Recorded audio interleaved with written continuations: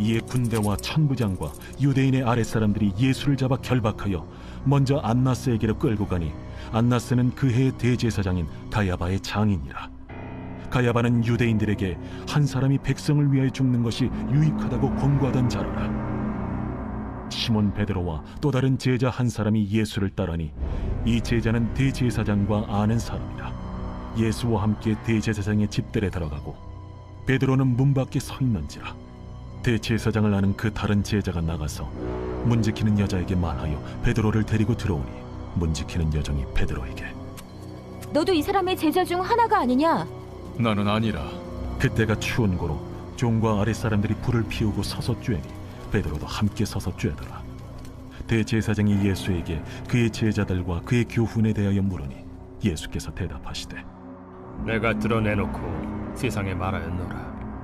모든 유대인들이 모이는 회당과 성전에서 항상 가르쳤고 은밀하게는 아무것도 말하지 아니하였거늘 어찌하여 내게 묻느냐? 내가 무슨 말을 하였는지 들은 자들에게 물어보라.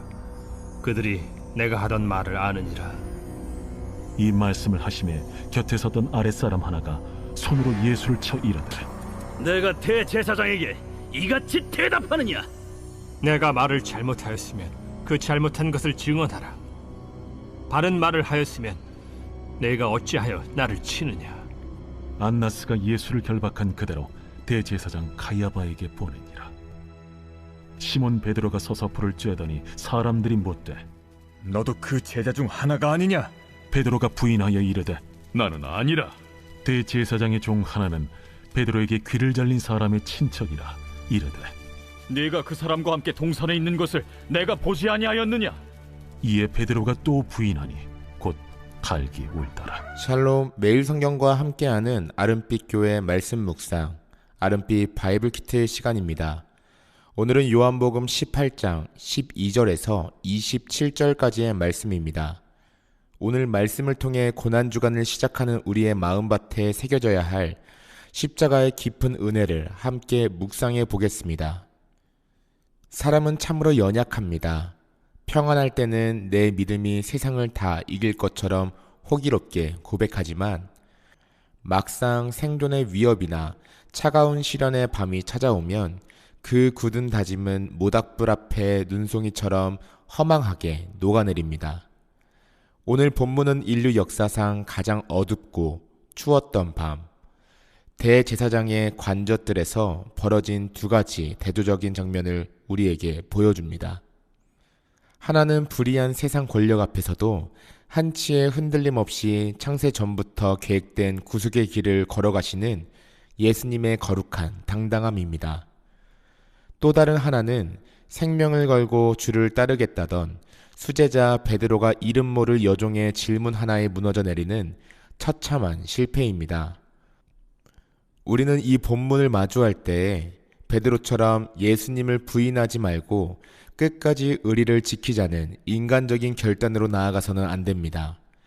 유한하고 타락한 인간의 결단은 결코 구원의 근거가 될 수 없기 때문입니다. 이 말씀 속에는 폭력과 배신이라는 짙은 어둠을 뚫고 자기 백성을 구원하시기 위해 묵묵히 십자가로 향하시는 하나님의 절대 주권과 그 깊고 넓은 은혜가 담겨져 있음을 묵상해야 합니다.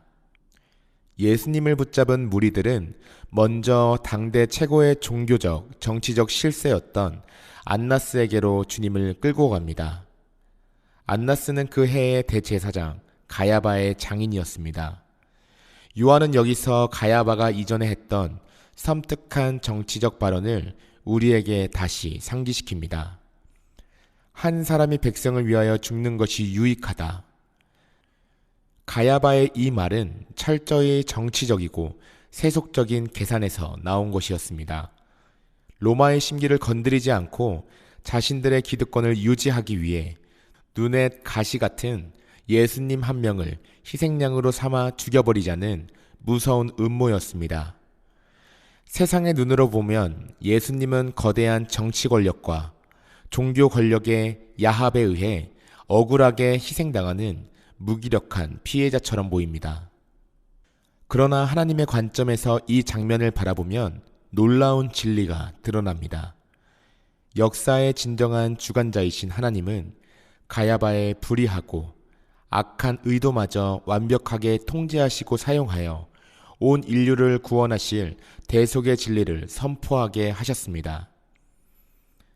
가장 부패한 대제사장의 입술을 통해 한 사람 예수 그리스도의 희생으로 온 백성이 생명을 얻게 될 것이라는 가장 영광스러운 복음의 핵심이 예언된 것입니다. 예수님은 힘이 없어 끌려가신 것이 아닙니다. 불법적이고 폭력적인 신문 앞에서도 주님은 내가 드러내놓고 세상에 말하였노라 라며 진리 안에서 무한히 당당하셨습니다. 예수님의 십자가는 세상 권력에 떠밀려 일어난 비극이 아니라 택하신 백성을 구원하시려는 하나님의 영원하신 작정에 대한 예수님의 자발적이고 완벽한 순종이었습니다. 우리의 삶을 덮치는 억울함과 불의한 상황 속에서도 성도는 이 모든 것을 합력하여 생명의 선을 이루시는 하나님의 뜻과 계획을 신뢰해야 합니다. 예수님께서 안나스 앞에서 당당히 진리를 증언하고 계실 때 관저 바깥틀에서는 전혀 다른 신문이 벌어지고 있었습니다. 추위를 피해 숯불 곁에 서 있던 베드로에게 너도 이 사람의 제자 중 하나가 아니냐? 라는 질문이 날아옵니다. 동산에서 무리들이 예수님을 찾을 때 주님은 헬라어로 에고에이미 내가 그니라 라며 신적 정체성을 드러내시고 제자들을 보호하셨습니다.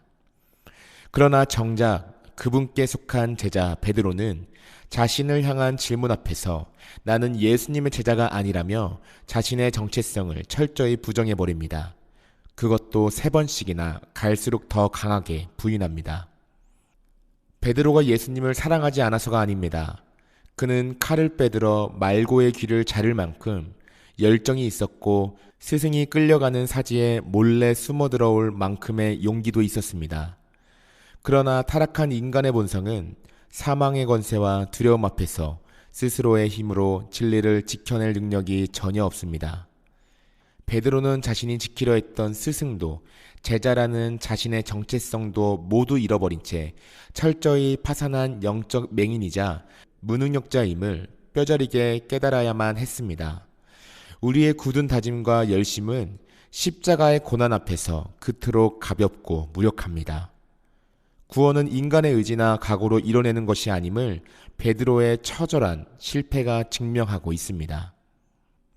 사랑하는 아르피 성도님들, 오늘 우리가 이 아침에 묵상해야 할 것은 베드로의 실패를 향한 정죄가 아닙니다. 그 베드로의 실패가 곧 나의 실패임을 인정하는 것입니다. 우리 역시 매일의 삶 속에서 손해를 볼까봐 사람들의 시선이 두려워 숱하게 삶 속에서 나는 예수의 제자가 아니다 라고 부인하며 살아가는 연약한 존재들 아니겠습니까?